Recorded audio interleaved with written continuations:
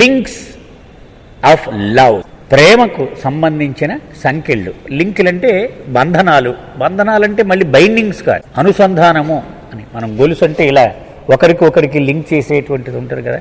Link అంత సులభమైన పదం తెలుగులో కనపడలేదండి నాకు యాక్చువల్గా, అంత సులువు. Each soul is connected to the avatar by a link of love. ప్రతి ఆత్మ గురించి ఆయన ఎందుకు పనిచేయాలని, అసలు ఆయన ఏంటి సంబంధం? ప్రేమ అనేటువంటి ఆ ఒకే ఒక్క ఆ బాంధవ్యం, ఆ బాంధవ్యం ఆయనకి ఉన్నది కాబట్టి ఆయన మన గురించి పనిచేస్తాను. లేకపోతే నువ్వు నడిస్తే ఏమిటి, ఆయన సంకనెందుకు మొయ్యాలి, ఆయనకి ఏమిటి సంబంధం అసలు, పోరాడితే అయిపోయింది. ఆయన ఒకసారి కోపం కూడా వచ్చేది బాబాకు. బాబా బెంగళూరులో, మైసూరులో ఉంటూ ఉండేవారు ముఖ్యంగా 1930-40 ఆ టైంలో. చాలా కోపం వచ్చేసింది బాబాకు. ఒకసారి కోపం వచ్చేసి చెప్పారనమాట, Mysore is an eyesore for me. కళ్ళు కలకొస్తే కళ్ళు ఎంత ఇబ్బంది పెట్టేస్తుందో అంత చంపేస్తుంది మైసూర్ని. అప్పుడు ఆ సమయంలో ఆయన అద్భుతమైన వివరణ ఇచ్చారనమాట. అందులో మైసూరు ఇంత అందంగా ఉందా, ఇక్కడున్న ప్రజలంతా దరిద్రుల. ఎందుకంటే పూర్తిగా మాయలో మునిగిపోయి ఉన్నాడు. ఒకడు అడ్డబొట్లు, ఒకడు నిలువుబొట్లు, ఒకడేమో అంగవస్త్రం చోటు పెట్టుకోవడం, ఇంతేగాని లోపల భగవంతుడి మీద దృష్టి పెడతాం అనేటువంటి ఇంగితం లేదు. ఆ మైసూరు ఎంత అందంగా ఉంది, ఇంత చండాలంగా ఉన్నారు వీళ్ళందరూ, ఎందుకు నేను ఇంత కష్టపడాలి? ఆయనంత ఆవేదన చాలా అరుదుగా బాబా ఆయన ఎక్స్ప్రెస్ చేసేవారు. ఒక బ్రాహ్మడు వస్తే నేను భగవద్గీత నుంచి వాడి గురించి చెప్పాలి, ఏదో అసతోమా సద్గమయ ఇలాగా అని. ఒక ముస్లిం వస్తే వాడి కోసం ఖురాన్ నుంచి చెప్పాలి, ఒక క్రైస్తవుడు వస్తే వాడి కోసం బైబిల్ నుంచి చెప్పాలి. ఏమిటి నా పరిస్థితి? ఒక్కడు ఇంత తాపత్రయం పడుతుంటే ఒక్కడు నా కేసు చూడ్డు, ఒక్కడు నన్ను ఖాతరు చేయడు. వీళ్ళందరి కోసం మొయ్యడానికి నేను వస్తే వాడు అసలు నా కేసు చూడడానికి కాలేదంటాడు. ఆ ప్రేమ అనే బంధమే కనుక లేకపోతే ఆయన ఎందుకు రావాలండి? అసలు ఎవరి కోసం రావాలి? అవసరము తనకు లేక. అది ఎప్పుడు గుర్తుపెట్టుకోవాలి. ఆయనకేం అవసరం లేదు. మిగిలిన వాడికి ఇంకో సద్గురువుకి, ఇంకో గురువుకి, వీళ్ళకి మనకి లింకులు ఉన్నాయి, సంస్కార బంధనాలు ఉన్నాయి. ఆయనకి మాత్రం కేవలము ప్రేమ అనేటువంటి ఒక బలహీనత ఆయనకు ఉండబట్టి ఆయన వస్తున్నట్టు మన దగ్గరికి, లేకపోతే ఆయనకి ఏం అవసరం లేదు. Each one is connected with the Avatar because the Avatar is everyone and everything. ఆయన అవతార పురుషుడిగా ఈ భూమి మీద అడుగుపెట్టినప్పుడు ప్రతి వస్తువు తానే అయిపోతాడు. బాబా చెప్పారు అవతారుడికి సద్గురువుకి తేడా చెబుతూ, the avatar acts, the sadguru acts but avatar become. ప్రతివాడుగా నటిస్తాడట సద్గురువు, కానీ అవతార పురుషుడు అయిపోతాడు, వాస్తవముగా ఆయన అయిపోతాడు.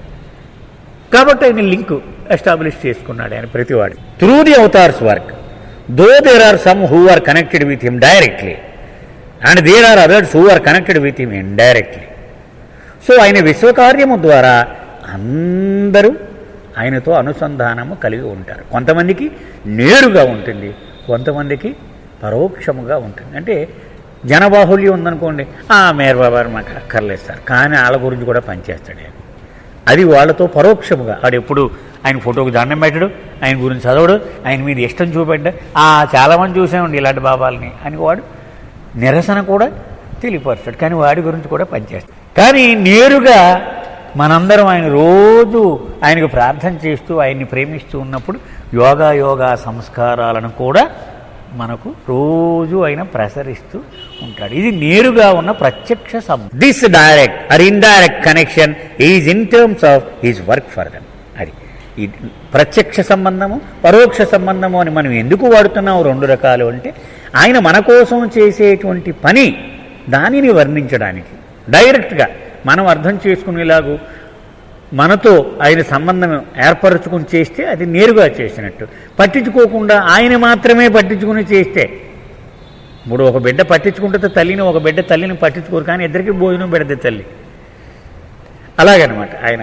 For some his work is special. కొంతమందికి సంబంధించి ఆయన పని అతి ప్రత్యేకతను కలిగి ఉంటుంది. And for most his work is according to the push in consciousness he gives them. But జనబాహుల్యాన్ని చూస్తే వాడికి పురోగతి ఇవ్వాలి కాబట్టి వాడికి ఇస్తాడు. వాడి గురించి ప్రత్యేకంగా ఆయన దృష్టి కేంద్రీకరించాడు. కొంతమందికి ఆయన దృష్టి, అమ్మో వీడికి ఇన్ని సంస్కారాలు ఉన్నాయి, ఏదో చెయ్యాలి వీడికి, మనం ఏదో చేసి తీసేద్దాం ఇవన్నీ అని ఆయన ప్రత్యేకంగా వాడి మీద ఫోకస్ పెట్టి ప్రణాళిక పెట్టి ఆ ప్రణాళిక ప్రకారం వాడికి తగ్గిస్తాడు. బహుశా వాళ్ళంతా ఆయన ప్రేమికులు. ఆయన ఐసీయూలో ఉంటే డాక్టర్ ప్రత్యేకంగా చూస్తూ ఉంటాడు. జనరల్గా ఓపీలో కూర్చుంటే మాత్రం రాసి పారేస్తుంటాడు, సంబంధం లేదు. మాత్రం ఇచ్చేసి వెళ్ళిపోవడం ఆడ పట్టుకుని కాగితం. బట్ ఐసీయూలో ఉంటే ఆ చార్ట్లో పొద్దున్న వేసుకున్నాడా, మాత్రం మధ్యాహ్నం వేసుకున్నాడా, సాయంత్రం వేసుకున్నాడా, రోజుడికి రోజు అన్నాను, 5 రోజులు ఎప్పగానే ఆపేయమన్నాను అని ఆయనే చూసుకుంటూ ఉంటాడు. అది ప్రత్యేకమైనటువంటి పని ఆయన చేసేది. అది అందరికీ ఉండదు, అది కొంతమందికి. If one was to analyse the effect of his work, one finds that there are some individuals who were completely dedicated to his cause and who live for him and who would die for him. ఆయన పని యొక్క ఫలితం ఎలా ఉంటుంది అని మనం విశ్లేషణ చేయడం ప్రారంభిస్తే మనం ఒక విషయాన్ని గమనించుతాం. మనం సపోజ్ ఆయన ఒక 100 మంది మీద పని చేశాడు అనుకోండి. ఈ 100 మందిని చూస్తే మనకు ఒక విషయం అర్థం అవుతుంది. కొంతమంది వ్యక్తులు 100కి 100 రూపాయలు ఆయన కార్యమునకే అంకితం అయిపోయి ఉంటారట. ఆయన కోసమే జీవిస్తారు వాళ్ళు, ఆయన కోసమే చనిపోతారు, ఇంకొక విషయం లేదు వాళ్ళకి. ఉదాహరణకు మండలి వాళ్ళే కాకుండా, మండలి వాళ్ళు కాకపోయినా ఆయన కోసమే జీవించేవాళ్ళు అనేక మంది తారసపడుతూ ఉంటారు. అంటే మనం అన్ని ఊళ్ళలోనూ చూడలేకపోవచ్చు, కొంతమంది ప్రత్యేకంగా ఉన్నారు, మహా అదృష్టవంతులైన వ్యక్తులు, పేర్లు చెప్పుకోవద్దు మనం, చాలామంది ఉన్నారు. వాళ్ళకి ఇంక వేరే జీవితం లేదు, బాబా పనే. They want nothing except him. వాళ్ళకి ఏం కావాలరా, నాకేం వద్దు, ఆయనే, ఇంకేం అక్కర్లేదు నాకు. And this means to please him, అంటే ఆయన సంతోషంగా పెట్టడమే నా జీవితం పరమావధి, ఇంకొక పరిస్థితి లేదు వాడికి. Even it the cost of their lives, మాకేమైపోయినా అనవసరం, ఆయనకి ఆనందంగా ఉంటే చాలు. Their aim is to lead a life of sacrifice, love and selflessness in a natural way. అతి సహజముగా వాళ్ళు త్యాగాన్ని చూపెడుతూ ఉంటారు వాళ్ళ జీవితంలో, అతి సహజముగా ప్రేమను కనబరుస్తూ ఉంటారు. నిస్వార్థం అంటే ఏమిటో వాళ్ళ చేతల్లో మనం చూడగలుగుతూ ఉంటాం. అతి సహజముగా అంటే ప్లాట్ఫారాల మీద మైక్ పట్టుకొని చెప్పడనమాట ఎప్పుడు కూడా. అబ్బే మా జీవితం అంకితం అండి, కొన్ని పాటలు రాసేసి పాడుతూ ఉంటారు కొంతమంది, చూడండి మనం చూస్తూ ఉంటాం. ఆయన గురించి స్తుతించడం పాట, కానీ నా గురించి గొప్పతనం చెప్పుకోవడం, నా జీవితం నీకు అంకితం అంటే అది నా గురించి చెప్పుకోవడమే అవుద్ది, ఆయన గురించి కాదే. నా జీవితాన్ని నీవు అంగీకరించినందుకు నేను రుణపడి ఉంటానని, అది ఆయనను సూచించినట్టు, నేను అంకితం చేసేనని చెప్పుకోవడం బహుశా నాకున్న అవగాహన. అంటే నిస్వార్థము అంటే అంత సహజంగా వాళ్ళు ఆ ప్రేమను చూపెట్టగలుగుతూ ఉంటారు. There are various types of such dedicated individuals because the degrees of dedication differ. ఇలా అంకితము చేసిన వాళ్ళలో కూడా విభిన్నమైన వర్గాలు ఉంటాయి. ఎందుకని? వాడి అంకితము యొక్క తీవ్రతను అనుసరించి. ఇప్పుడు ఉదాహరణకు మనం ఓటోళ్ళను ఖాళీ ఉంటే చేసేస్తాం బాబా పని. ఆదివారం చెప్పండి సార్, మీరు ఆదివారం ఇంకో 4 గంటలు ఉంది, ఏం చేయమంటారు, మీ ఇష్టమే, వీడు ప్రాణం పెట్టేస్తాడు దానిలో. ఇంకొకడు ఆ మండలి వాళ్ళు ఉన్నారు, వాడికి ఇంకేం అసలు జీవితమే లేదు, వాడికి భోజనం టిఫినే లేదు, ఆయన ఇచ్చేసి తినడం లేకపోతే లేదు, అంతే. అలాగా వాళ్ళు ఎంత తీవ్రంగా అంకితం ఉన్నది అనే దాన్ని బట్టి ఇందులో వర్గీకరణ మనం చేయవచ్చు. Despite this difference, each one of them is directly connected with the Avatar. ఈ తేడాతో సంబంధం లేకుండా ఇలాంటి వాళ్ళందరూ కూడా ఆయనతో నేరుగా చుట్టరికాన్ని కలిగి ఉంటారు వాళ్ళంతా. Since the type of dedication which they have is because of the special work the avatar has done for them. అది వీడి గొప్పతనం కాదు అని చెప్తున్నాడు ఇక్కడ బాబూజీ. వీడి గొప్పతనం కాదు, వీడి గురించి ఆయన చేసిన ప్రత్యేకమైనటువంటి కార్యము వలన వీడికి అంత పిచ్చి పట్టుకుంది వాడంటే, ఆయనంటే ఆయన అనుగ్రహం, ఆయన కృప. ఆయన పడేశాడనమాట మనలో, పడేయడంతో వీడి గిలగిల కొట్టుకుంటూ ఉన్నాడు. మనం ఒక కథ మనం చెప్పుకున్నాం, శ్యామ్ కేరవాల కబీర్ స్టోరీస్ అన్న దానిలో.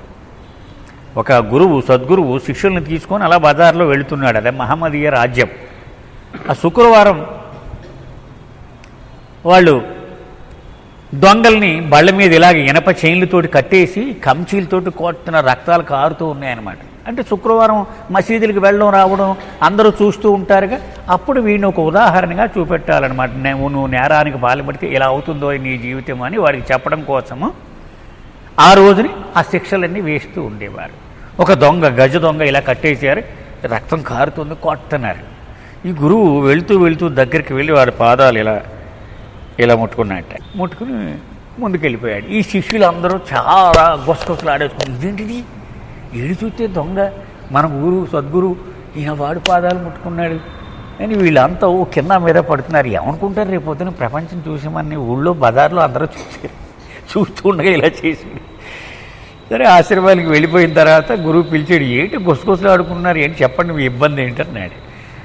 ఇది కొంచెం ఎబ్బెట్టిగా ఉందండి గురువుగారు, వాడేమో గజ దొంగ కదా, కానీ మీరేమో వాడు పాదాలు ముట్టుకున్నారు, కొంచెం బావులేదు మాకు అన్నారు. అప్పుడు ఆ గురువు చెప్పాడు, వాడు బాగా అనుభవం కలిగిన ఎక్స్పీరియన్స్డ్ గజ దొంగ. దొంగతనము చేస్తే దొరికిపోతే ఎలా ఉంటుందో ఆ ఫలము వాడికి తెలిసేటి ఆవిడికి తెలియదు. అయినా వాడు ఆచరిస్తూ ఉన్న చోర వృత్తి పట్ల వాడు ఎంత అంకిత భావం ఉందంటే ఎన్ని దెబ్బలు తిన్నా సరే మళ్ళీ ఆ దొంగతనాన్ని చేస్తున్నాడు. వాడు అంకిత భావానికి ఐ సెల్యూట్. అందుకే వాడికి పాదాబంధనం చేశాను. మీరు ఆధ్యాత్మిక జీవితం గడుపుతూ ఉన్నాము అనుకుంటూ ఎంత శాతం మారారు, ఎంత మీ అంకిత భావం? వాడు చోర వృత్తికి వాడికి ఉన్న అంకిత భావముతో పోలిస్తే ఎంత శాతం అనేది అని అడిగారు. ఎంతవరకు మారేవు నువ్వు, ఎంతవరకు? అందుకని వాడికి సెల్యూట్ చేశానన్నాడు. అది అనమాట అంకిత భావము అంటే. అది ఒక ఎగ్జాంపుల్గా మనం తీసుకోవచ్చు. ఇక్కడ ఏం చెప్తున్నాడు బాబూజీ, అంకిత భావం ఎలా వచ్చింది వీళ్ళకి, అది వీళ్ళ గొప్పతనం కాదు. ఆయన వీళ్లకు సంబంధించి ప్రత్యేకమైనటువంటి శ్రద్ధ తీసుకొని ఒక కార్యక్రమం చేశాడు. దాని వలన ఆయనంటే ఒక పిచ్చి. అది madness is the gift that avatar gives to his lovers అని ఎరిచ్ రియల్ ట్రెషర్లో చెప్పాడు, గుర్తుందమ్మా? మ్యాగ్నెస్, ఒక పిచ్చి ఇచ్చేస్తాడట మనకి. వీడు ఏం మాట్లాడినా బాబా గురించే మాట్లాడుతూ ఉంటాడు, ఏది చెప్పినా మా బాబా ఇలా చెప్పాడు అంటూ ఉంటాడు. అదొక పిచ్చి. బయట ప్రపంచం కూడా చూసి ఎవడో మెంటల్గాల్లో ఉన్నాడు అనుకుంటాడు. అయినా వీడికి మాత్రం అదే పిచ్చి ఆనందం. So tell me how much mad you are, then I will tell you how much you love Baba. నీకు ఎంత పిచ్చి బాగా ముదిరితే నీవు అంత బాబాని బాగా ప్రేమిస్తున్నట్టు లెక్క.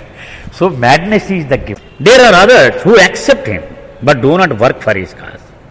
And there are still others who do not accept him and are indifferent towards his cause. మనకి సెంటర్కి 70 మంది వస్తున్నారు అనుకున్నాం. ప్రతి వారం శ్రద్ధగా వస్తారు, బాబా విషయాలు వింటారు. ఇష్టం బాబా విషయాలంటే మెహరాబాద్ వస్తారు.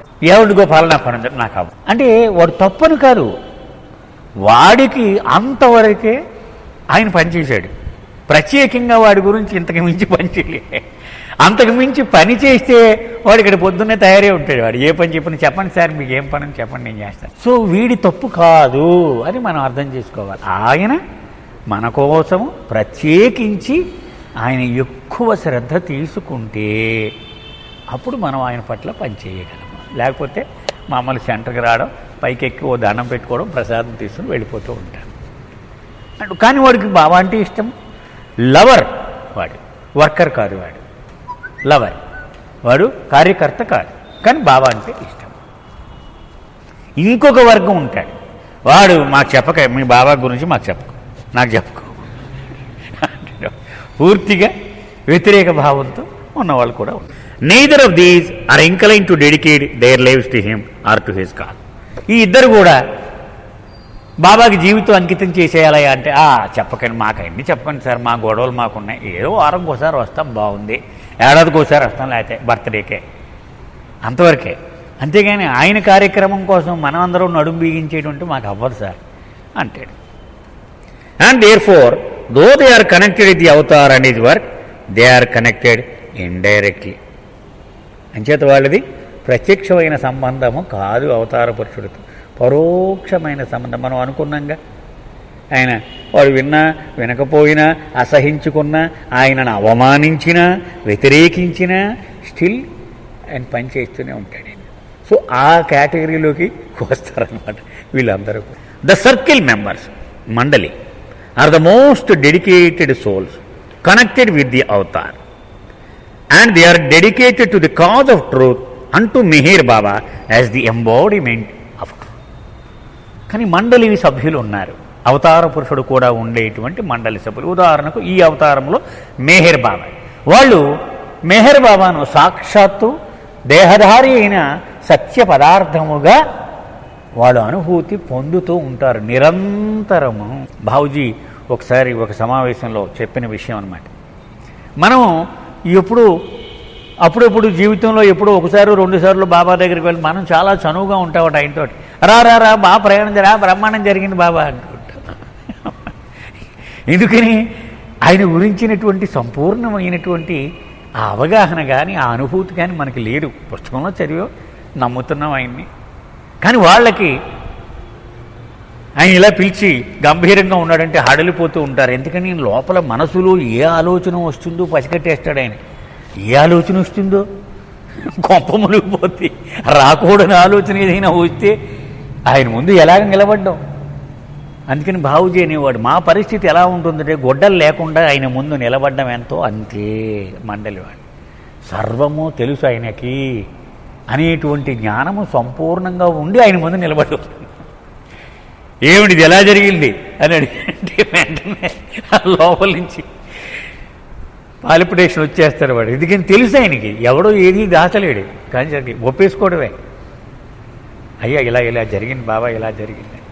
అది మనలాంటి కొత్తవాడికి మనమేమి ఆయన యొక్క లోతు, ఆయన యొక్క స్థాయి మనకు అంత అవగాహన లేక బాగా జరిగింది ఆ ప్రయాణం బ్రాహ్మణ బాబా నేను తలుచుకుంటూ వచ్చేసానంతే, ఏం పర్లేదంట. ఓహో అలాగా ఉంటాడే అంటే ఆయనకి తెలియదని మన ఉద్దేశం.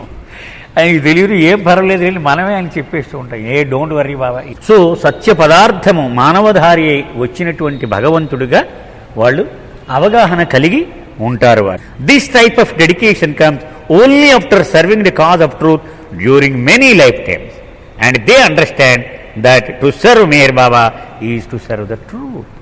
అనేక జన్మల పాటు సత్య మార్గమును వీడకుండా కఠోరమైన జీవితాలను గడిపిన తర్వాత అప్పుడు ఈ భాగ్యం దక్కుతుందట ఒక ఆత్మకు. ఆయన ఆంతరిక శిష్య మండలిలో ఒక సభ్యుడిగా ఉండేటువంటి పరమ భాగ్యం దక్కుతుంది. వాళ్లకు ఒక విషయము సంపూర్ణముగా తెలుసు, మెహర్ బాబాకు సేవ చేయడం అంటే సత్యమునకు సేవ చేయడమే అని సంపూర్ణంగా వాళ్ళకి తెలుసు. ఎందుకని అది తట్టుకోవాలంటే ఆ అవగాహన లేకపోతే తట్టుకోలేరు వాళ్ళు. బాబాయే స్వయంగా అనేవారు.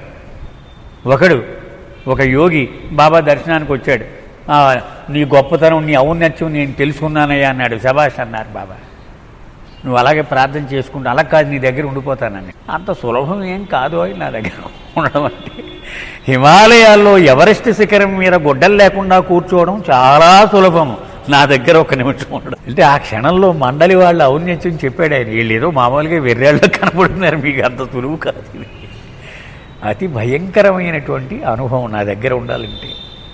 అది వాళ్ళు అలా తట్టుకొని వాళ్ళ జీవితాలను గడిపినటువంటి వాళ్ళు. To become a circle member of either the avatar or a perfect master, one must serve the cause of truth for many life. సద్గురువు యొక్క శిష్య మండలిలో కానీ అవతార పురుషుని యొక్క శిష్య మండలిలో కానీ నువ్వు చేరాలి అంటే అనేక జన్మల పాటు సత్య మార్గాన్ని అవలంబించి ఉండాలి. There is a difference though between the circle of the avatar and the circle of a perfect master. అయితే సద్గురువు యొక్క శిష్యవర్గంలో ఉండడం వేరు, అవతార పురుషుని యొక్క శిష్యవర్గంలో ఉండడం వేరు. అయినప్పటికీ ఈ రెండూ కూడా అంత సులభముగా దక్కేటువంటివి కాదు.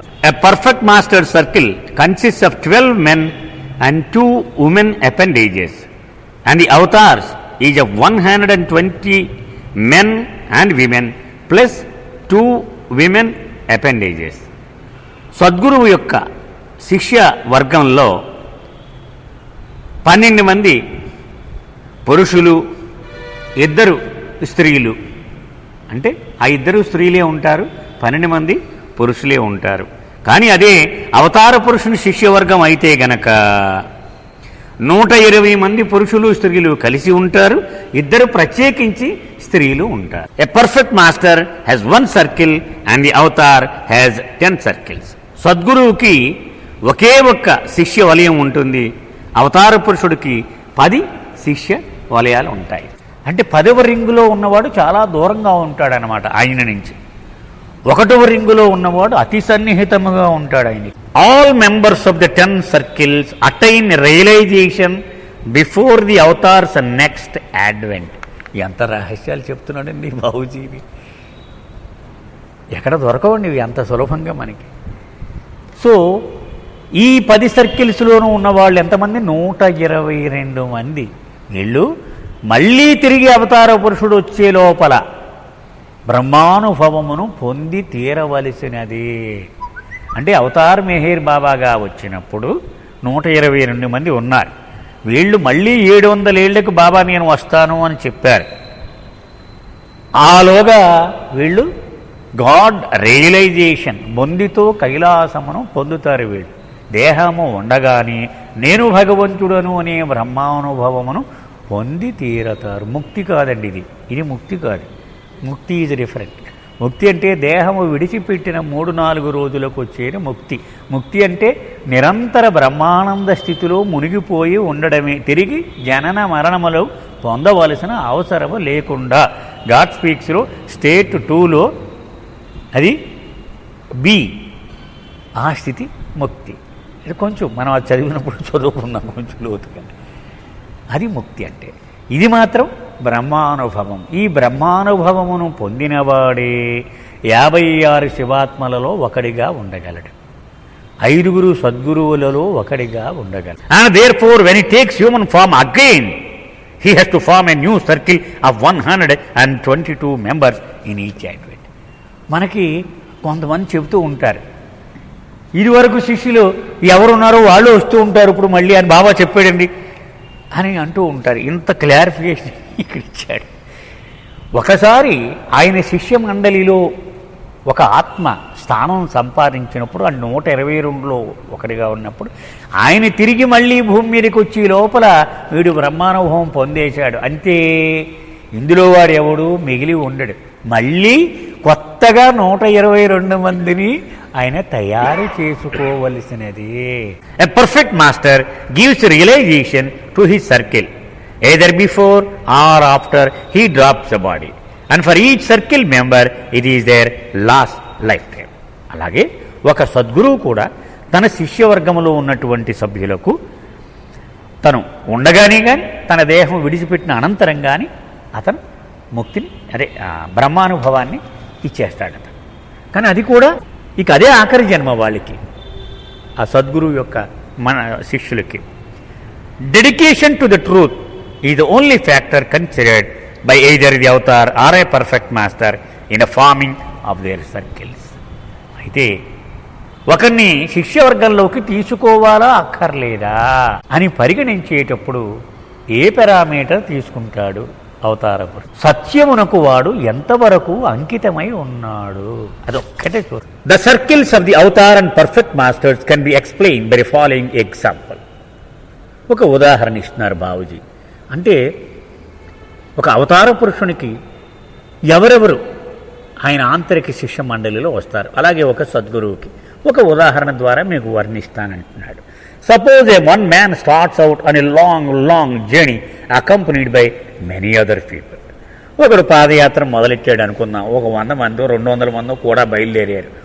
చాలా దూరం ఇక్కడి నుంచి హరిద్వారా అక్కడికి వెళ్ళిపోవాలనుకుందాం, బయలుదేరారు. Some of the people get exhausted at a certain distance and fail to continue on. కొంతమంది వైజాగ్ వెళ్ళేటికి అమ్మా వాళ్ళగా సార్ కాళ్ళు బొబ్బలు ఎక్కేసాయి అని జారిపోతారు. Some others go on further but later became exhausted and cannot go.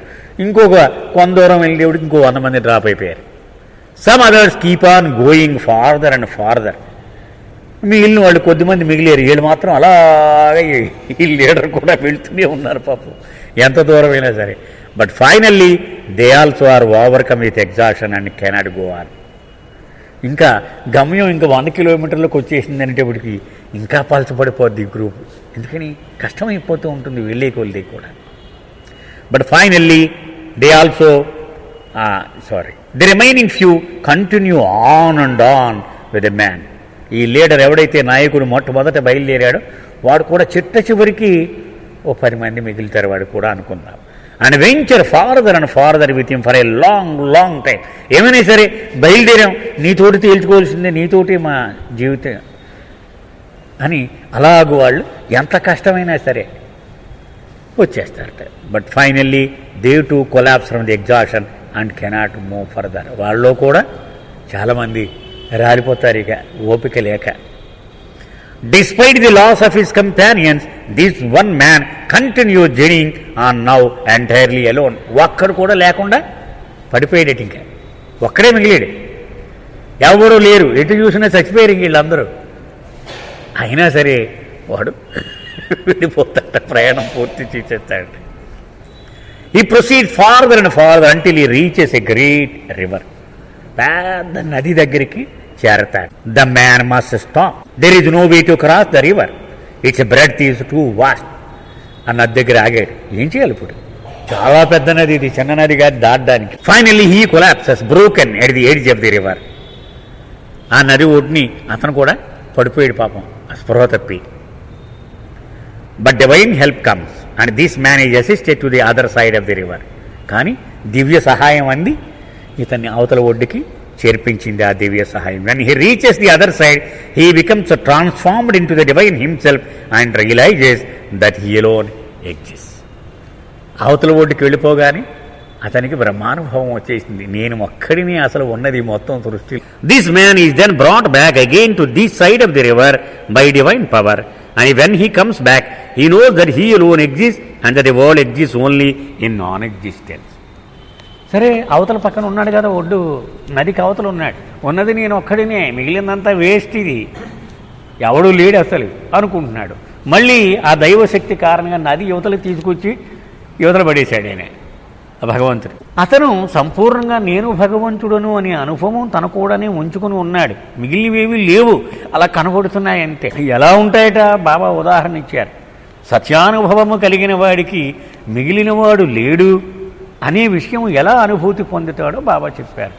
తెల్లటి గోడ మీద సినిమా వేసేస్తూ ఉంటారు, ఒక క్యారెక్టర్ ఏడ్ చేస్తూ ఉంటాడు, మిగిలిన వాళ్ళంతా ఓహో అంతా కళ్ళ నీళ్లు, చూసేవాళ్ళు కూడా కళ్ళ నీళ్లు పెట్టి, కానీ ఇది సినిమాయే అని అందులో మునిగిపోకుండా ఒకడు ఉంటాడు, వాడు నవ్వుతూ ఉంటాడు, ఎందుకురే వీళ్ళు ఇలా ఏడుస్తున్నారు, అదంతా ఉట్టిదే, అది ఈ స్విచ్ ఆఫ్ వేస్తే అక్కడ ఏమీ లేదు, ఒక పాత్ర లేదు, ఒక కథ లేదు, వాడు చొక్కా వేసుకొని అలా ఏడుస్తున్నాడు, వీళ్ళు సర్వము తెలిసి సత్యమును అనుభవపూర్వకంగా పొందినవాడు ఇవన్నీ ఏ లేదు అని ఆయన దీనిలో ఉన్నటువంటి నశ్వరత్వము అంటారు కదా, అంటే శాశ్వతము కాదు అనేటువంటి లక్షణము పూర్తిగా అనుభవములో అతనికి ఉంటుంది. అలా ఉండి యువతల ఒడ్డుకు మళ్ళీ వచ్చాడు, ఈ ప్రపంచంలోకి అడుగు పెట్టాడు మళ్ళీ. And this man is called a perfect master. అతనిని సద్గురువు అంటారు. స్వయంగా ఒక మామూలు ప్రపంచములోని మానవుడిలాగే గమ్యము చేరుకుని అన్ని కష్టాలు పడి అన్ని దశలను దాటి నేను భగవంతుడను అనే అనుభవమును పొంది అక్కడితో ఈ బొందిని వదిలేయకుండా మళ్ళీ ప్రపంచము యొక్క చైతన్యములోనికి దిగి వచ్చిన వాడే సద్గురువు. He is a man who in becoming divine has been given a spiritual duty to help others in the world. దివ్య ప్రణాళిక ప్రకారము చాలామంది ఆత్మలు ఈ సత్యానుభవమును పొంది అలా నిరంతరం ఆనందంలో ఉండిపోతూ ఉంటారు వాళ్ళు. కానీ కొంతమందికి భగవంతుడు ఒక కర్తవ్యము వాళ్ళ భుజం మీద పెడుతూ ఉంటాడు. మరి ప్రపంచానికి కూడా సాయం చేయాలి కదరా, కొంతమంది మీరు ఒక 5 వెనక్కి వచ్చి వాడికి కూడా దారి చూపించండి మరి అని ఆ బాధ్యతను అప్పగిస్తాడట. వాళ్ళే సద్గురువులు అవుతూ ఉంటారు. As he returns back to live in the world, his attention first focuses on those who had accompanied him the farthest along his journey to the river. మొట్టమొదట ఎవరికి సాయం చేయడానికి ఇష్టం చూపెడతాడండి ఆయన. తను ప్రయాణం చేస్తూ ఉన్నప్పుడు తనతో ఇంచుమించు చివరి వరకు వచ్చి అక్కడ నిలబడిపోయిన వాళ్ళు ఎవరున్నారో వాళ్ళ కోసం ముందు ఎత్తుతాడట. బాబా వాళ్ళు చాలా చివరి దాకా వచ్చేసారు, మనం వైజాగ్ దాకా వెళ్దామంటే అనకాపల్లి దాకా వచ్చారు వీళ్ళు, బాబా అక్కడ ఆగిపోయారు వీళ్ళు, ఎక్కడున్నారో మన ఫ్రెండ్స్ అని ముందు వాళ్ళ గురించి వెతుకుతాడు. After them he sees those who fell before the last and then he sees those who fell behind him long before and then he sees these people at the world that he himself has abandoned long before. So మొట్టమొదట చివరి దాకా ఎవరైతే ఎక్కువ దూరం ఎవరు నడిచారో వాళ్ళని చూస్తాడు. ఆ తర్వాత అంతకుముందు స్టేషన్లో ఎవరు ఆగిపోయారో వాళ్ళని చూస్తాడు. ఆ తర్వాత మొట్టమొదటి ప్రయాణం బయలుదేరిన వెంటనే పిఠాపురం నుంచి వెనక్కి వచ్చేసిన వాళ్ళు ఉంటారు కదా, వాళ్ళ ఆకలిని చూస్తాడు ఆయన. ఎందుకని వాళ్ళతో ఆయనకి సహవాసం ఎక్కువ రోజులు వాళ్ళందరూ కలిసి భోంచేశారు, కలిసి నడిచారు, వాళ్ళతో సహవాసం ఎక్కువ ఉంది అతనికి. అంతేత సహజంగానే వాళ్ళ గురించే చూస్తాడు. The perfect master naturally selects those members of his circle from the group which had journeyed with him the forest. అంచేది వీళ్ళు అనకాపల్లి దాకా వచ్చేసారు, ఎంతో కష్టం కాదు, ఇలా చేయబట్టుకుని తీసుకెళ్ళిపోవచ్చు వైజాగ్. అంచేది వాళ్ళని అంటాడు, అలా కాదురా, మనం ఇంకా వెనకాల ఉండిపోయారు కదా, వాళ్ళకి సాయం చేద్దాం రండి నాతోటి అని ఇంకా వీళ్ళని తన శిష్య మండలిలో సభ్యులుగా చేర్చుకుంటాడు. నేను చేసే పనికి మీరు కూడా సాయం చేద్దరు కనుక మీరు దగ్గరే ఇంకా ఇక్కడే ఉన్నాం కదా, వాళ్ళని కూడా తీసుకొద్దాం, తుని దాకా వెళ్ళి వాళ్ళని కూడా లాక్కొద్దాం అని ఈ దగ్గర దాకా ప్రయాణం చేసి ఉన్నటువంటి ఆ బృందములో నుంచి తన సభ్యులను ఎంపిక చేసుకుంటాడు. The master gives the greatest benefit of his love to his circle members. కనుక తన ఆస్తి, తన పెన్నిది తీసుకుని మీకు ఏం కావాలో తీసుకుంటారా, ఇవన్నీ మనవే ఇవన్నీ అని తన ప్రేమ సామ్రాజ్యంలో ఉన్న పెన్నిదిని మొట్టమొదటి యాక్సెస్ వీళ్ళకి ఇచ్చేస్తాడు, తాళం చేతులు కూడా ఇచ్చేస్తాడు, వాడుకొని మీకు ఎంత కావాలితే అంత. And then through his work he benefits those who accompanied him along the journey according to the distance the travel with him. So ఎవడైతే ఆయనతో ఎక్కువ దూరం నడిచారో వాళ్ళకి మొట్టమొదటి బెనిఫిట్ ఇస్తాడు, కొంచెం తక్కువ దూరం నడిచినోడికి ఇంకా కాస్త తక్కువ బెనిఫిట్. అలాగా అసలు 4 కిలోమీటర్లు నడిచినోడికి దానికి అనుగుణంగానే ఆయన ఆ ప్రయోజనం కూడా వాళ్ళకి దక్కేలా చూస్తూ ఉంటాడు. The perfect master bestows realization to the 12 members of his circle who were those who journeyed the farthest with him.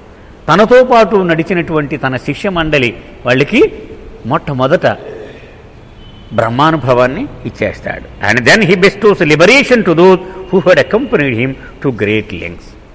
ఆ తర్వాత వర్గం వాళ్ళకి లిబరేషన్ మాత్రమే ఇస్తుంది, మొందితో కైలాసము అది రియలైజ్.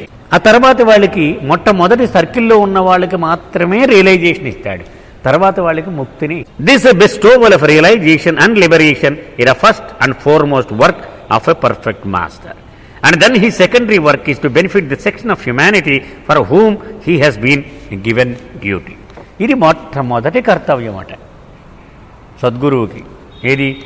తన శిష్యవర్గానికి రియలైజేషన్ ఇచ్చేయాలి. ఆ తర్వాత ఇంకా కొంతమంది ఎన్నుకున్నటువంటి ఆత్మలు ఉంటారు, వాళ్ళ బాధ్యత తనకు అప్పగించబడింది దివ్య ప్రణాళికలో, వాళ్ళ గురించి చూస్తాం. A perfect master regains his creation consciousness to awaken those people with whom he has had past karmic associations. అంచేత సద్గురువు ఎప్పుడూ కూడా ఎవరికి సాయం చేస్తాడంటే తను అసలు చేపట్టిన ప్రయాణములో ఎవరెవరితో కర్మబంధనాలను ఏర్పాటు చేసుకున్నాడో వాళ్లకు మాత్రమే అతను సహాయము చెయ్యగలడు. సద్గురువు యొక్క బంధము ప్రేమ బంధము మాత్రము కాదు, అవతారుడి బంధమే ప్రేమ బంధము. కర్మ సంబంధము కారణముగా సద్గురువు వీళ్ళకి సాయం చేస్తున్నాడు. అది ఇక్కడ నాకు అర్థమైనటువంటి పాయింట్. ఇక్కడ ఎవరెవరితో అయితే కర్మబంధనాలను కలిగి ఉన్నాడో వాళ్ళకి సాయం చేయడానికి అతను తాపత్రయపడుతూ ఉంటాడు. And he అవేకన్స్ that part of the world assign to him by the Avatar. అవతార పురుషుడు ఈ ధర్మాన్ని అప్పగిస్తాడు. ఏమో నీ కూడా ఎవరెవరైతే నీవు కూడా ఎక్కువ దూరం ప్రయాణం చేశారో వీళ్ళ బాధ్యత నువ్వు తీసుకో. అందుకే బాబా యొక్క అవతార జీవితం చూస్తే మనం అంగీరస పర్వతం మీద అస్సిసి గుహలోను కఠోరమైనటువంటి ఏకాంతవాసము గడుపుతూ ఉన్నప్పుడు బాబా బయటికి రాగానే ఇలా ఏలాడిపోయేవారు. ఆ శిష్యులు ఇలా పట్టుకుంటే పడిపోతారేమో అనిపించేది. ఏంటి బాబా అంత అలసిపోయావంటే రాబోయే 2 ఏళ్ల వరకు సృష్టి యొక్క విధి ఖరారు చేసేసాను. ఎవడు సద్గురువుగా రావాలి, ఏ ఆత్మకు ఎక్కడ ప్రయోజనం జరగాలి, ఇవన్నీ ఖరారు చేసేసానన్నాడు. సో అలాగ అవతార పురుషుడు తయారు చేసిన ప్రణాళిక ప్రకారము ప్రతి సద్గురువుకి కొన్ని ఆత్మలను అప్పగించడం జరుగుతుంది. సో ఆ అలాట్మెంట్ తనకు ఏ ఆత్మలైతే అవతారుడు అప్పగించాడో వాళ్ళకి ఆ సద్గురు సాయం చేస్తూ ఉంటాడు. 2000 ఏళ్ళు sir, 2000 years. The avatar was the first one to become God. అవతారుడికి సద్గురుకి మళ్ళీ చెప్తున్నాడు, ఎవడయ్యా అవతారుడు అంటే ఏ ఆత్మ అయితే మొట్టమొదటిసారిగా ఇంత ఆధ్యాత్మిక ప్రయాణమును పూర్తి చేసి నేను భగవంతుడను అని సత్యానుభవమును ఆవిష్కరించుకున్నదో ఆ ఆత్మయే అవతారపు. So it is not necessary for him to make the journey through create. సద్గురువు ఇంత ప్రయాణము చేసి గమ్యం చేరాడు, కానీ అవతారుడు అలా ఎప్పుడు ప్రయాణం చేయాల్సిన అవసరం లేదు. మొట్టమొదటి ఒకసారి చేసేసాడు జర్నీ ఆయన. ఇక మళ్ళీ ప్రతిసారి ఒకసారి పిహెచ్డీ అయిన తర్వాత ప్రతిసారి అతను ఫస్ట్ క్లాస్లో జాయిన్ అవ్వక్కర్లా ప్రతి ఏడాదికి. ఎందుకని అతనికి ఆల్రెడీ పట్టా ఉంది, వచ్చి పాఠం చెప్పేటివే డైరెక్ట్గా. అంచేత అవతార పురుషుడు తొలిసారి సృష్టి నుంచి ప్రయాణం పూర్తి చేసేసాడు కాబట్టి మళ్ళీ ఈ సృష్టిలో ప్రయాణం చేయవలసిన అవసరం లేదు. కానీ సద్గురువు మాత్రము అతను ఒకసారే ఆ బాధ్యత నిర్వహిస్తాడు. ఈ ప్రయాణం పూర్తి చేసి మళ్ళీ వెనక్కి వచ్చి ఆ డ్యూటీ చేసి దేహం వదిలేసి వెళ్ళిపోతూ ఉంటాడు. సో ప్రతిసారి ఆ సద్గురువు ఆ ప్రయాణం పూర్తి చేసే ఆ సద్గురువు పాత్ర అతను వహిస్తూ ఉంటాడు. కానీ అవతారుడు మాత్రం పైనుంచి కిందికి దిగినవాడు. అవతారం అంటే అర్థం ఏమిటండి? దిగి వచ్చినవాడు, అది అవతారంటే అర్థం. ఎక్కడి నుంచి దిగి వచ్చినవాడు? పైనుంచి దిగి వచ్చినవాడు. అంచేత మనం అర్థం చేసుకోవడానికి ఏమిటయ్యా అంటే, పైనుంచి మెట్లు నిచ్చెన దిగి ఒక స్థాయికి వచ్చినవాడు అవతారుడు, కింద నుంచి నిచ్చెన మెట్లు ఎక్కి ఆ స్థాయికి చేరినవాడు సద్గురువు. ఇద్దరూ ఒక స్థాయిలోనే పనిచేసినప్పటికీ ఒకడు పైనుంచి కిందకి దిగుతాడు, ఒకటి కింద నుంచి పై. He the one who comes from the far side of the river where God alone exist to the side where creation exist. అంచేత అవతారుడు ఈ నదికి అవతల ఎవడికి తెలియనటువంటి అపారమైనటువంటి సుదీర తీరం ఉంది. అక్కడ భగవంతుడు ఒక్కడే ఉంటాడు, ఇంకెవడో ఉండడు. అక్కడ ఈయన నిత్యం ఉంటూ ఉంటాడు. అప్పుడప్పుడు అక్కడి నుంచి అంత దూరం ప్రయాణం చేసి నది దాటి ఈ మాయాలోకంలో అడుగు పెడుతూ ఉంటాడు ఆయన. The avatar has no karmic past association and therefore he comes into creation for the whole universe. ఇతనికి అవతారుడికి మనం అనుకున్నాం కర్మబంధనాలు ఏమీ లేవు, ఎవరితోటో సంబంధము అని. అలాగే సద్గురువు ఏ మానవులైతే ఇతనితోటి ఆ ప్రయాణం చేసేటప్పుడు కూడా ఎక్కువ దూరం నడిచారో వాళ్లతో కర్మ సంబంధం పెంచుకుని వాళ్ళ కోసం వస్తాడు. కానీ అవతారుడు ఒక్క మానవుడి కోసమే పరిమితం అవ్వడు, మొత్తం విశ్వం కోసం వస్తాడు. అది ఒక ముఖ్యమైన తేడా. సద్గురువుకి మానవ జీవరాశులు తప్ప మిగిలిన వాటితో సంబంధం లేదు అతనికి. కానీ అవతారుడికి పిపీలకారి బ్రహ్మంత మొత్తం ప్రతి అణువుతోనూ అతను సంబంధము కలిగి ఉంటాడు. Since it was the Avatar who originally took upon himself the responsibility for all creation from the beginning, he comes for the whole creation. And since he alone has no past karmic association in any sensory word, he has to form a new circle each time he comes. ఎవరితోటి కర్మబంధనం లేదు కాబట్టి వచ్చిన ప్రతిసారి 122 మందిని తయారు చేసుకుంటాడు, వాళ్ళకి realisation ఇచ్చేస్తాడు. మళ్ళీ వచ్చినప్పుడు మళ్ళీ కొత్తగా దుకాణం తయారు చేయాలి, వాళ్ళు 122 మందిని కొత్తగా వాళ్ళని రిక్రూట్ చేసుకుంటాడు ఆయన. మళ్ళీ వాళ్ళకి రియలైజేషన్ ఇచ్చేస్తూ ఉంటాడు. ఎందుకని కర్మబంధం కాదు ఇది, ఆయన ప్రేమబంధమే అవతారుడికి ఉన్నది. కాబట్టి ప్రతిసారి కొత్త సర్కిల్ తయారు చేసుకుంటూ ఉండవలసినదే. The avatar selects members of his circle who are suitable for his work and those selected are the ones who have been dedicated in the past to the cause of truth. సత్యము యొక్క ఆ కారణం కోసం అనేక జన్మలుగా వాళ్ళ జీవితాన్ని అంకితం చేసి గడిపిన వాళ్ళ నుంచి ఏరుకుంటాట ఈయన తన సర్కిల్లో మెంబర్స్గా ఉండడం కోసం. The avatar circle member may be those who have loved him in previous advents. రామావతారంలోనూ, కృష్ణావతారంలోనూ, బుద్ధావతారంలోనూ, క్రైస్తవతారంలోనూ మహమ్మద్గా వచ్చినప్పుడు అతన్ని తీవ్రంగా ప్రేమించిన వాళ్ళ నుంచి ఇప్పుడు ఆ శిష్యుల్ని ఎంచుకొని ఉండొచ్చు, మనకు తెలియదు. చూసారా, లవర్స్ అని అంటున్నాడు, అప్పుడు శిష్యులని మాత్రం ఇక్కడ రాత్రి మనం అనుకున్నాం కదండి. సో అప్పుడు తీవ్రంగా ప్రేమించిన వాళ్ళ నుంచి ఇప్పుడు సర్కిల్ మెంబర్స్ని ఆయన ఎంచుకునే అవకాశం ఉన్నాయి. Or maybe the others who were devoted and sincere lovers of the truth but never really loved him personally. అయితే ఆయనతో అసలు సంబంధము లేకుండా, ఆయనను నేరుగా ప్రేమించకుండా కేవలము సత్యమును అకుంఠితమైన దీక్షతో అవలంబించే వాళ్లకు కూడా ఈ అవకాశము ఉంటుంది. అంటే మనం ఏమనుకుంటామంటే ఈ మిగిలిన వాళ్ళకి ఏమీ బుర్రలేని వాళ్ళు మనమే గొప్పవాళ్ళం అనుకుంటే చెప్తున్నాడు అనమాట. సత్యమును దీక్షగా ఎవడైతే పట్టుకుని ఉన్నాడో వాడికి కూడా అర్హత ఉంటుంది. The Avatar is always free. ఎప్పుడు మనం గుర్తుపెట్టుకోవాలి, అవతారుడికి ఎప్పుడూ ఎటువంటి బంధనాలు లేనివాడు, సర్వస్వతంత్రుడు. And he is bound only by his duty towards the creation, by his free will. ఆయన స్వీయ ఇచ్ఛ ద్వారా అంటే అనుకున్నాడు. ఆయన ఫ్రీ విల్ అంటే ఇప్పుడు ఈ చొక్కా ఉంది, నేను ఎందుకు కొనుక్కున్నానని మీరు అడిగారు అనుకోండి, నా ఇష్టం కొనుక్కున్నాను. అది దానికి ఏం రూల్స్ లేవు, నేను ఎవరికి జవాబుదారీ కాదు, నా ఇష్టం, నా డబ్బులు, నేను బజార్కి వెళ్ళాను, నేను కొనుక్కున్నాను. అది ఫ్రీ విల్ అంటే. ఏమైనా చేయొచ్చు మనం, స్వీయ ఇచ్ఛ. ఆయన ఇచ్చే ప్రకారం ఒకనాడు అనుకున్నాడు ఆయన, పాపం వీళ్ళు ఇలాగా గింజుకుంటా ఉన్నారు, ఇలా వదిలేస్తే ఎలాగరా బాబు వీళ్ళ పరిస్థితి అని జాలి కలిగి వీళ్ళకి సాయం చేద్దాం అని అనుకున్నాడు. అది ఒక్కటే ఆయనకు బంధనం. అది మనం ఎప్పుడు ఉదాహరణ చెప్పుకుంటూ ఉంటాం.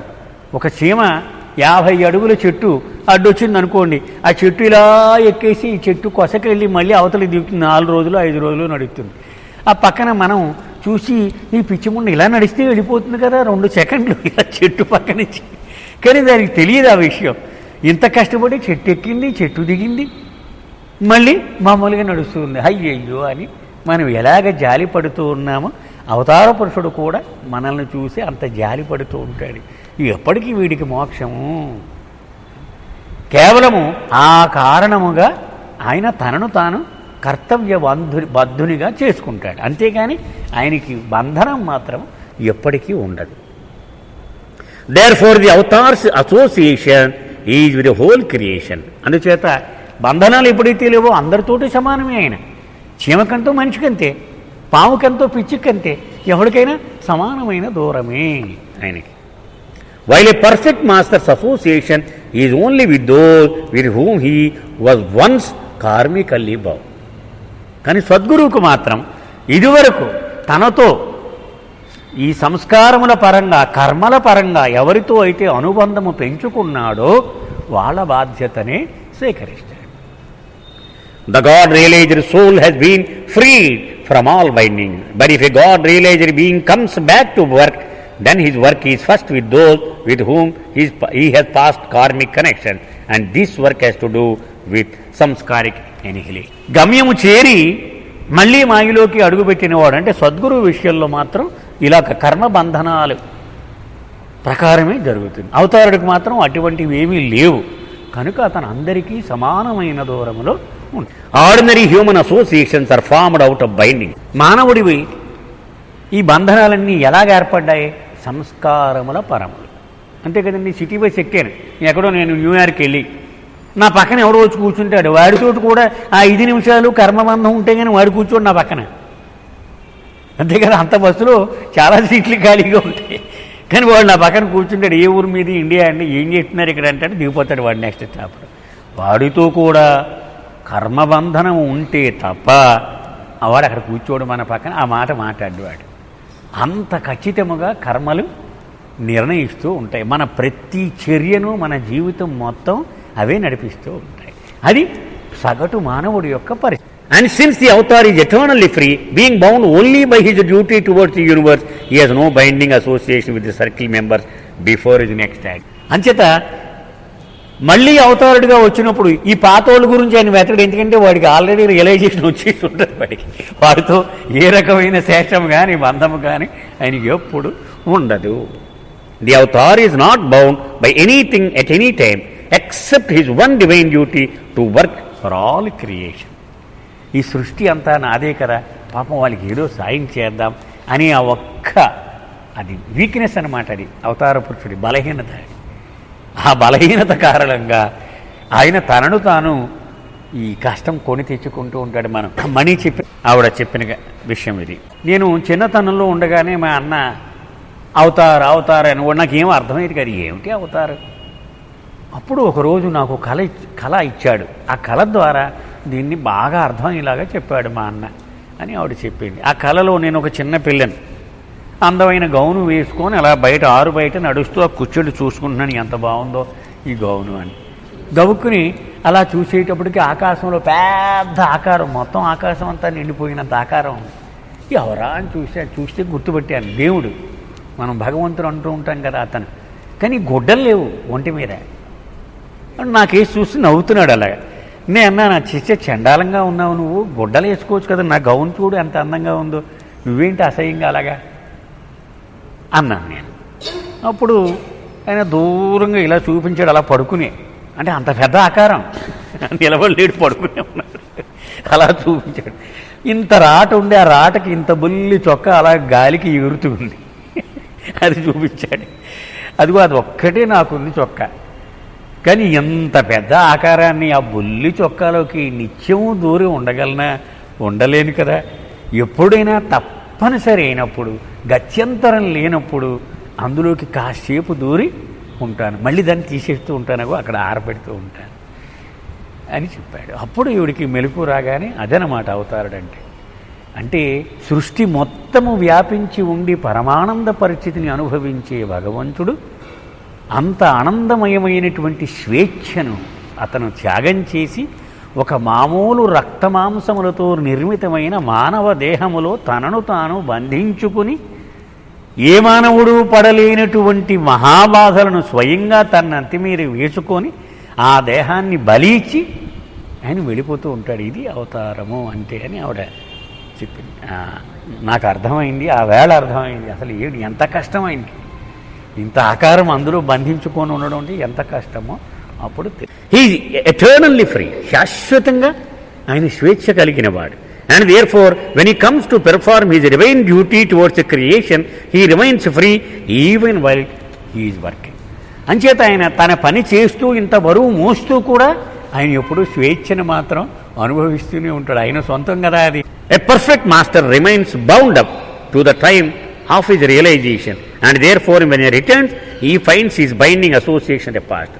అవుతారు సద్గురువుకు మాత్రం వెనక్కి రాగానే ముందు ఏ ఏ బంధనాలైతే ఉన్నాయి, ఎవడెవడితో ఉన్నాయో అవన్నీ గుర్తుకు తెచ్చుకుంటూ ఉంటాడు. వీడికి సాయం చేద్దాం, వీడికి చేద్దాం అని ఆ పాత బంధనాలు గుర్తుకు తెచ్చుకొని వాడికి సాయం చేస్తూ ఉంటాడు. But when is the avatar ever బౌ నెవర్. అవతారుడు ఎప్పుడు బంధనములు కలిగి ఉండడు. He was is never bound. పూర్వం కానీ భవిష్యత్తులో కానీ వర్తమానములో కానీ స్వేచ్ఛ. అందుకని అవతార పురుషుడు ఒక మాట ఇచ్చినా దానికి నిలబడి ఉండవలసిన అవసరము కూడా లేదు. ఎందుకని? సర్వస్వతంత్రుడు. He was and is eternally free. The avatar does not pass through evolution and involution to reenter creation. ప్రతిసారి ఆయన అవతార పురుషుడిగా దిగి వచ్చినప్పుడల్లా పరిణామక్రమము, అంతఃపరిణామక్రమము, ఈ రెండు మధ్యలో ప్రయాణం చేయవలసిన అవసరం లేదు అతనికి. ఎప్పుడు పైనుంచి మెట్లు దిగే వస్తాడు, కింద నుంచి మెట్లెక్కి రావాల్సిన అవసరం అతనికైతే లేదు ఎప్పుడు.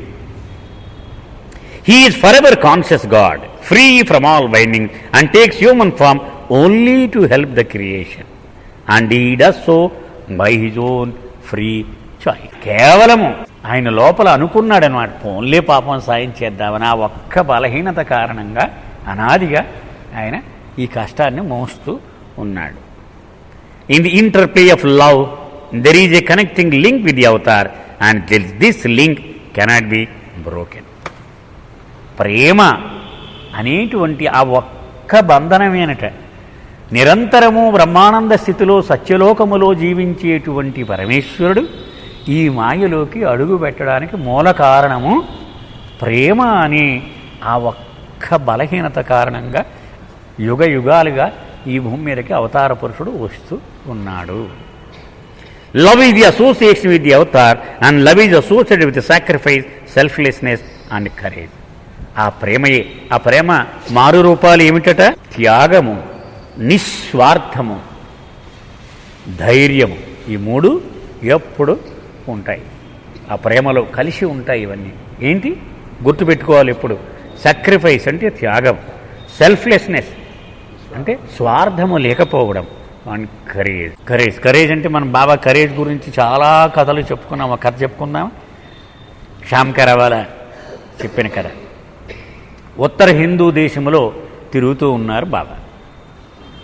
మండలి వాళ్ళని కూడా వేసుకొని కారులో వెళుతూ ఉన్నాడు. అక్కడ వాళ్ళు చెప్పారు, ఏమిటయ్యా ఎవడు ఏ ఊరు మీది, ఈ ప్రదేశంలో ఇలా కారులో తిరుగుతున్నా, మీకు తెలిసా అసలు ఇక్కడ దొంగలు మనిషిని నిలువుని చీల్చేసి చంపేస్తారు, ఇక్కడ ఏంటి ఇలా తిరిగేస్తున్నారు మీరు అన్నారు. సరే బాబా ఒక టౌన్ దగ్గర ఎక్కడో ఆగారు. ఆగి తన మండలి వాళ్ళు పిలిచారు, పాద్రినో పెండో గుర్తు లేదు ఎవరో. పిలిచి, నువ్వు ఇక్కడ పేరు మోసినటువంటి ఈ డెకాయిట్, దారి దోపిడీగాడు, వాడిని ఎవరినో పట్టుకో, ఎంక్వైరీ చేయి, వాడి దగ్గరికి వెళ్ళి నా ఈ కబురు చెప్పేసిరా అన్నారు. సరే వెళ్ళాడు. ఇంకా ఆయన చెప్పిన తర్వాత తిరుగులేదు కదా. మనం అంటే అయ్యబాబు ఇదేంటి వాడి దగ్గరికి ఎలా వెళతాం అనుకుంటాం, కానీ ఆయన వాళ్ళకి తప్పదు. సరే వెళ్ళాడు, వాకప్ చేస్తున్నాడు. ఏమంటే ఇక్కడ బాగా పెద్ద దొంగ ఎవరని నేను అడిగాడు బజార్లకి. వాళ్ళు ఇలా బయట దొరకరు బాబు అన్నారు. కానీ ఇతను వదలలేదు, అలాగే ఎంక్వైరీ చేస్తూనే ఉన్నాడు. బాబా అప్పచెప్పిన పని ఇంకా ఏమైనా సరే చేయవలసిందే. చేయగా వీడిలో నిజాయితీ చూసి ఒకరికి కొంచెం ఆశ్చర్యం కలిగింది. ఎవడు వీడు, దొంగలంటేనే భయపడి పారిపోయే వాళ్ళు ఇలా ఎంక్వైరీ చేస్తున్నాడు, వీడెవడు ఏంటి నీకు అన్నాడు. మా అన్నగారు ఒక కబురు చెప్పమన్నారని, చాలా ముఖ్యమైన కబురు అది. మరి అయితే నువ్వు నాకు కూడా వస్తావా, తీసుకెళ్తాను, మరి చాలా దూరం వెళ్ళాలి, వస్తాను.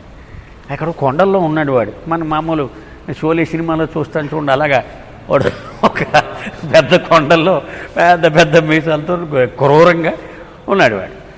వీడు వెళ్ళాడు. అన్న ఎవడో వచ్చాడు నీ గురించి, నా గురించి వచ్చాడు ఎవడో వాడు అన్నాడు. ఎవడో తెలియదు వాడు, వాళ్ళ అన్నగారట నీకేదో కబురు చెప్పాలట. ఆ కబురు చెప్పడం కోసం ఆశ్చర్యపోయాడు. ఎవడు వాడు, నన్ను వెతుక్కుంటూ వచ్చినోడు ఎవడన్నాడు. వీడిని తీసుకెళ్ళాడు. ఎవరు, నువ్వు ఏం కావాలని, మా అన్నగారు కబురు చెప్పమన్నారు నీకు అన్నాడు. ఏమిటి మీ అన్నగారు, మా అన్నగారు ఇలాగా మేర్ బాబా ఆయన. ఎలా వచ్చారు, కారులో వచ్చాం మేము, ఇక్కడ ఎంతమంది, ఇంతమంది ఉన్నాం, ఎక్కడ పోతున్నారు, ఇంకా ముందుకు వెళ్ళిపోతాం, ఎన్నాళ్ళు ఉంటారు ఇక్కడ, రేపు పొద్దున్న వెళ్ళిపోతాం అన్నాడు. ఏమిటి కబురు అన్నాడు. నన్ను కానీ నా శిష్యులలో ఎవడిని కానీ మా శరీరం మీద ఏగవాలినా నీకు ఈ లోకంలోనే కాదు పై లోకంలో కూడా నీ పేరు కనపడకుండా చేసేస్తాను అని చెప్పమన్నాడు. సరే ఆలోచించాడు వాడు, కోపం రాలేదు వాడికి. ఎందుకని ఎవడు అసలు, ఇతను ఎవరు, ఇతని అన్నగారు ఏమిటి, నా కబురు చెప్పడం ఏమిటి అన్నాడు. సరే అన్నాడు, నువ్వు ఎప్పుడు వెళ్ళిపోతారు మీరు అన్నాడు. రేపు పొద్దున్న వెళ్ళిపోతాం అన్నాడు. ఒకసారి చూడొచ్చా మీ అన్నగారిని అని అన్నాడు. ఏమో మరి నాకు అడిగి చెప్పగలను అన్నాడు. సరే ఓ పంచి ఊరు దాటి దగ్గర ఒక పెద్ద 2 బండరాళ్ళు ఇటు అటు ఉంటాయి, అక్కడ నేను వెయిట్ చేస్తూ ఉంటాను. మీ అన్నగారు చెప్పి ఆయన అంగీకారం అయితే కారు కొంచెం స్లో చేయమని ఒకసారి నేను ఆయన చూస్తాను అన్నాడు. అలాగే చెప్తాను ఆయనకి అన్నాడు. వచ్చి బాబాకి చెప్పాడు. తప్పకుండా. సో ఆ 2 రాళ్ళు రాగానే బాబా కారు స్లో చేసేయమన్నాడు. స్లో చేయగానే వెనకాల నుంచి 2 భటులు గన్స్ పట్టుకొని వచ్చాడు. వాడు కూడా వెనక నుంచి వచ్చాడు. వాడు వెంటనే గన్స్ కింద పెట్టేయమన్నాడు. ఆ రోడ్డు మీద ఇలాగ సాష్టాంగ పడ్డాడు బాబా. సాష్టాంగపడి ప్రణామం చేసి వెళ్ళిపోనిమన్నాడు కారు. అంటే వాడికి దర్శనం ఇవ్వాలి అని ఆయనకు సంకల్పం కలిగిందో, మరి వాడికి అదృష్టం ఉందో మనకు తెలియదు. అంటే చాలా సందర్భాలు ఉన్నాయి ఇలాగా. అంటే బాబా తన ధీరత్వాన్ని దేనికి జంకడం అనేటువంటి ప్రసక్తి లేదు. ఎందుకంటే అవతార పురుషుడికి ఉన్నటువంటి ఒక ముఖ్యమైన లక్షణాల్లో అదొకటి త్యాగము, నిస్వార్థము, ధైర్యం, దేనికి భయపడకుండా ఉండడం. It is this love that frees one from the binding of lust, greed, anger, pride and jealousy. ఒకరు కామము, దురాశ, ద్వేషము, గర్వము, అసూయ, ఈ 5 దుర్గుణాల నుంచి బయటపడాలంటే అలాంటి ప్రేమమూర్తి, ఆ ప్రేమ ఒకరికి సంక్రమిస్తే ఇవి సహజంగా తొలగిపోతాయి. ఎందుకని అవి ఆటోమేటిక్, అవి వస్తే ఇది పోతుంది. చీకటి వెలుగు రాగానే చీకటి ఎలా పారిపోతుంది?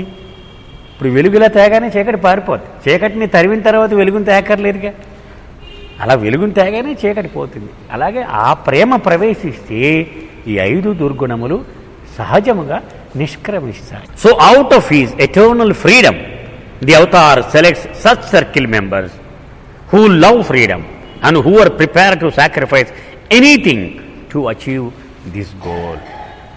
సో ఆయనకున్న గుణము త్యాగము, ఆ గుణము మెండుగా ఎవడెవడికైతే ఉందో, ఆ స్వేచ్ఛను ఎవరైతే ఎక్కువగా ప్రేమించి దానికోసం దేనినైనా త్యాగం చేసేయడానికి సర్వసన్నద్ధముగా ఉంటారో అలాంటి వాళ్ళని ఎంచుకుంటాడు ఆయన తన శిష్య మండలిలో పెట్టుకోవడానికి. ఒక సందర్భంగా బాబా డెఫినేషన్ ఇచ్చారు, హూ ఆర్ మై మండలి. ఎవరికైతే వ్యక్తిగత జీవితము లేదో, నేనే వాడికి జీవితం అవుతాను, సర్వస్వము నేనే వాడికి, నా ఆనందమే వాడికి ఆనందం, స్వతంత్రంగా వాడి ఆనందము గురించి వాడు ఎప్పుడూ ఆలోచించడో, అంతేకాకుండా నాకు కూడా అంత చనువు వాడితో ఉంటే, అంటే ఆయనకు కూడా చనువు ఉండాలి, వాడికి ఉండడమే కాదు.